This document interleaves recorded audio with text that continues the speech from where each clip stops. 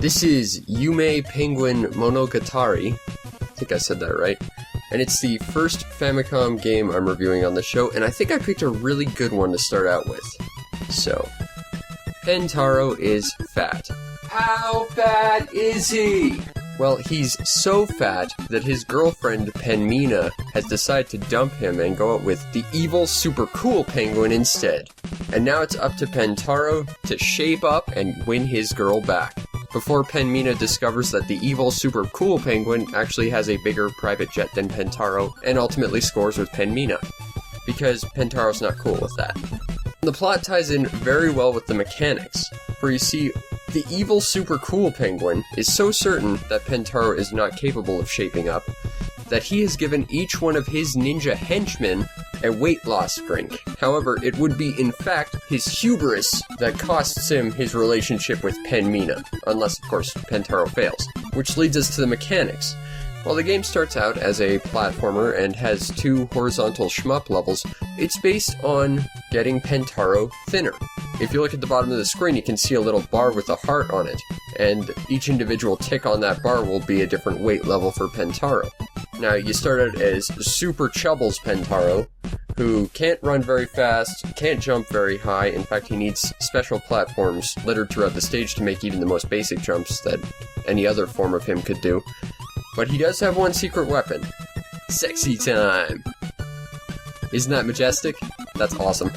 Shaping up one less level of fat will make Pentaro run faster and jump higher, and start kicking opponents. One level higher than that, and he can jump really fast, jump really high, and start shooting opponents with his verbal abuse. Unlike other games, where enemies might try and jump on you or shoot you, in Yume Penguin, there's really no way to die. Instead of getting shot at with bullets, enemies throw rice balls or apples at you so you gain more weight. Have you no self-control, Pentaro? Seriously, he doesn't. He will eat anything that comes near him, and it's frustrating. But that does not mean that this game is without failure states. Again, if you look at the bar at the bottom of the screen, there's a small heart near the fat meter. This tells you the maximum level of fatness you can be when you finish the level. If you time out, or are too heavy at the end of the level, you end up failing that level, which means you either have to go back and redo it, or end your game. Fortunately, you have endless amounts of retries, with the exception of the final boss, which will give you a bad ending.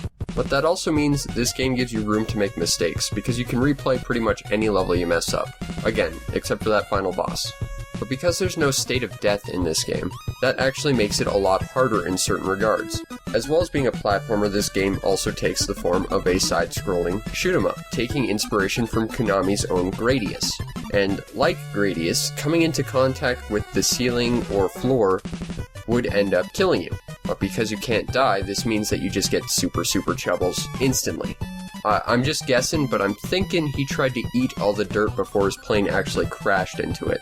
This also means that Pentaro retains water like a pregnant woman if he falls into the drink. And if you do this near the end of a level, you're kinda screwed.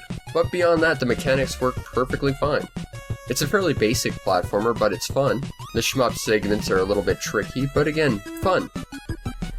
The level designs are pretty nice. They start out fairly basic with grass, waterfall level, but you also have a pirate theme level, a pyramid level, an Arctic level in reference to another game Pentaro shows up in, An Arctic Adventure, and there's even a giant cake you have to scale in order to prove your devotion to Penmina without eating a single bite. Have you no heart, woman? That's just pure evil. But that said, the level's absolutely great. The music's really upbeat and catchy. It's not terribly memorable, but it works very well for the environments and just the overall tone of the game. The sound effects are, oddly enough, taken straight out of Contra, which, they work here, but honestly, it took 1 or 2 playthroughs before I realized, wait, that's where that sound comes from, that one really hardcore game on the NES. Why is it in this super happy game? It was a little bit odd. The animations are quite fluid. Again, sexy time. Let's not forget sexy time. There's also a really cute helicopter hat animation, which is one of the cutest animations on the Famicom. I'm just gonna make that claim right there. And in the end, the game's just fun. I think that Yume Penguin Monogatari is absolutely a game you should get for your Famicom. And that's kind of the biggest hurdle this game has, is it was never localized in North America. So if you want to get a copy, you're going to either have to get a Famicom or a converter to play it on.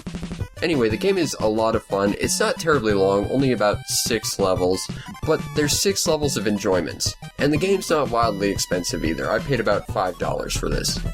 In conclusion, I will leave you with the one thing I'm absolutely positive when it comes to Yume Penguin Monogatari. It's a game about penguins. Maybe.